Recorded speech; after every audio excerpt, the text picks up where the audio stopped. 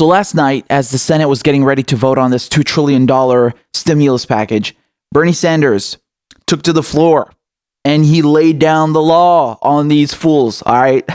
I'm talking classic Bernie, waving arms, the yelling, all of it. The initial argument was about how much coverage the unemployed would get. I'll get into that in a second. However, I just want to show you the clip first, so let's take a look. And now I find that some of my Republican colleagues are very distressed. They're very upset that somebody who's making $10, $12 an hour might end up with a paycheck for 4 months more than they received last week. Oh my God, the universe is collapsing. Imagine that. Somebody who's making $12 an hour, now like the rest of us, faces an unprecedented economic crisis with the $600 on top of their regular unemployment check, might be making a few bucks more for 4 months. Oh my word, will the universe survive? How absurd and wrong is that? What kind of value system is that? Meanwhile, these very same folks had no problem a couple of years ago voting for $1 trillion in tax breaks for billionaires and large profitable corporations. Not a problem. But when it comes to low-income workers in the midst of a terrible crisis, maybe some of them earning or having more money than they previously made, oh my word, we got to strip that out. Got to tell those poor people that no matter what. And by the way, when the McConnell bill first came up, unbelievably, and I know many Republicans objected to this, they were saying that, well, we want to give whatever it was, $1,000 or $1,200, but poor people should get less. You see, because poor people are down here, they don't deserve, they don't eat, they don't pay rent, they don't go to the doctor, they're somehow inferior because they're poor, we're going to give them less. Well, that was addressed. Now everybody is going to get the $1,200, but some of my Republican friends still have not given up on the need to punish the poor and working people. You haven't raised the minimum wage in 10 years. Minimum wage should be at least $15 an hour. You haven't done that. You've cut program after program after program, and now, horror of horrors, for 4 months, workers might be earning a few bucks more than they otherwise went. Well, needless to say, this is an amendment that is coming up. I don't think it's going to go very far. And if it does go far, I will introduce an amendment to deal with the corporate welfare, the $500 billion in corporate welfare, which is, to me, a very serious problem. But I do not think they're going to get the 60 votes, and that will be the end of it. So this is absolutely huge. And, millions of Americans are going to have their salaries covered because of Bernie Sanders and what he did here. So this is from Democracy Now! An unemployment provision added to the Senate bill by Vermont Senator Bernie Sanders would see laid-off workers receive 100% of their salary, up to $75K a year, with tipped and gig economy workers covered. So I always find that a bit confusing when you have people talking about, what has Bernie Sanders really accomplished in the Senate? Well, what has Bernie Sanders done? This ridiculous talking point that Hillary Clinton also parrots. This is the kind of stuff Bernie Sanders does, right? And even when it's off season, even when there's no elections going on, Bernie Sanders out here getting raises for McDonald's, Disney workers. Yeah, they conveniently don't talk about that, do they? The Amendment King in action. And so this is the very provision added by Bernie Sanders that Lindsey Graham and his stooges in the GOP were trying to get rid of. This is from The Hill. The Senate rejected an attempt by 4 Republican senators to change boosted unemployment benefits included in a mammoth coronavirus stimulus package.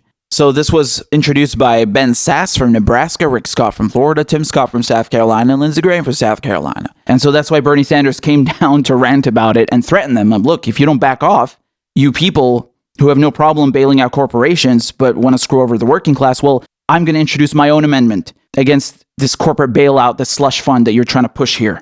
And it's so funny in the mainstream media how they were trying to portray it as Bernie Sanders holding up the bill when it was actually Lindsey Graham and these 3 other hacks in the GOP that were doing that. So that was the whole beef between those 4 GOP senators and Bernie Sanders. And you had Lindsey Graham coming out last night saying things like, oh, well, if you're a nurse and you're not getting paid $24 an hour, but on this unemployment bill, you are getting paid $24 an hour, that's going to incentivize you into not working.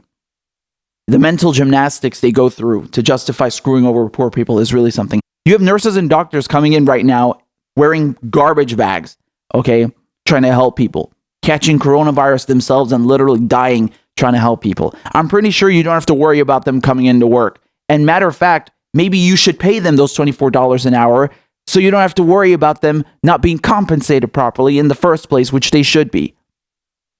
This is absolutely disgusting. This stimulus package yesterday, it passed unanimously, okay? 96 for the ayes and 0 for the nays. Now, in a perfect world, I would have liked it very much if Bernie Sanders had introduced that little amendment to make sure that these, $500 billion don't find their ways into the hands of greedy corporatists. However, the problem is people need this cash now, the $1,200. They need their unemployment benefits now. And I'm pretty sure if he had delayed it, they would have crucified him in the media, which, I mean, they do anyway. But what are you going to do at this point? The crappy thing is that, like, even this $1,200 that they passed is not enough. I don't know anyone who said that, yes, this $1,200 is just perfect. It's exactly what I need. It's not enough for anyone. Bernie Sanders, everything he said here is 100% correct. You have these people in the Senate, and by the way, it's not just on the GOP side. Make no mistake. We're dealing with a one-party system. Everybody, people on the Democratic side of the aisle as well, are fine with giving corporations billions of dollars and made no protests whatsoever, made no comments whatsoever about this. Instead of introducing amendments to fix this slush fund that they're giving corporations, oh, no. We can't give the peasants a few more crumbs. That's the whole issue. And I mean, they were going back and forth for like 2 weeks now with Pelosi, with the Democratic leadership, bickering about how much crumbs to give the peasants, not bickering about how much the corporations will get. Crazy how that works, right? Everything Bernard said, he effectively said the quiet part out loud, right? Oh, the workers are down here and we, the elites, were up here. That's what the truth is. They all know it in Washington, D.C. The 1% all know it. And that's how they think, and that's how they write their legislation, even in a time of crisis. We can't give too much to the peasants. Can't do that, boy. They'll taste food. We can't have that. You see, they haven't raised the minimum wage in 10 years, as he says.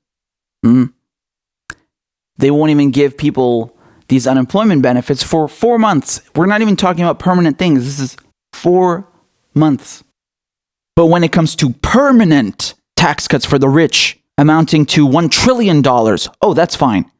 That's fine. Lindsey Graham and his buddies and everyone across both sides of the aisle, they have no problem voting yes immediately. Let's do it. Matter of fact, a lot of them were also there when they bailed out Wall Street in 2009. These are the same career politicians who do nothing but to make it their business that the 1% are catered to and taken care of while simultaneously screwing over the working class. You know, everything that involves working class people, that has to be means tested. That has to make sure that, it's not enough for them to survive on. But the corporations, they get everything carte blanche, no strings attached. Take your time. Just make sure you're comfortable. But, we can't help the working people. No, we can't have that. Why are we surprised by this? This is what happens when you have representatives of corporations and not representatives of working class people.